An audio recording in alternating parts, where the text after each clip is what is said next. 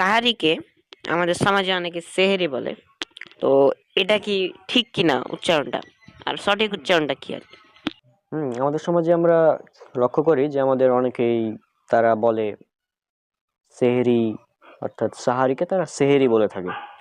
এখন মজার বিষয় হচ্ছে সাহার, যেটা সাহার শব্দের অর্থ হচ্ছে শেষ রাত, এবং সুহুর শব্দের অর্থ হচ্ছে শেষ রাতের যে খাবার, অর্থাৎ শাহরি যেটা আছে, এটার অর্থ হচ্ছে শেষ রাতের খাবার।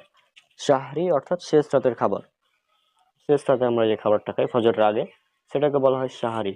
আর সেহের বা সিহর, এটা হচ্ছে জাদু, অর্থাৎ সেহেরি বলে জাদু হয়ে যায়, মানে উচ্চারণগত পার্থক্যের কারণে।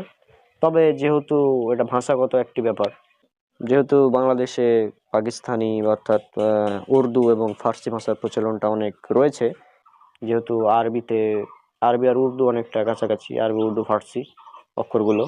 তো যেমন উর্দুতে আলিফ বে তে সে পড়া হয়, কিন্তু আরবিতে আলিফ বা তা সা। হুম। তো ঠিক এই কারণে সেহের হয়ে গেছে, সাহারিকে সেহেরি, অর্থাৎ এটা ভাষাগত পার্থক্য। এমনিতে তেমন কোনো সমস্যা হবে না।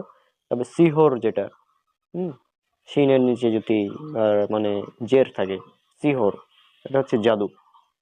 তো এটা আমাদের উচিত শাহরি বলা, কারণ রাসূল সাল্লাল্লাহু আলাইহি ওয়াসাল্লাম তো বলেছেন, সহিহ বুখারী হাদিস নাম্বার 1923, তোমরা শাহরি খাও, কেননা এতে রয়েছে বরকত।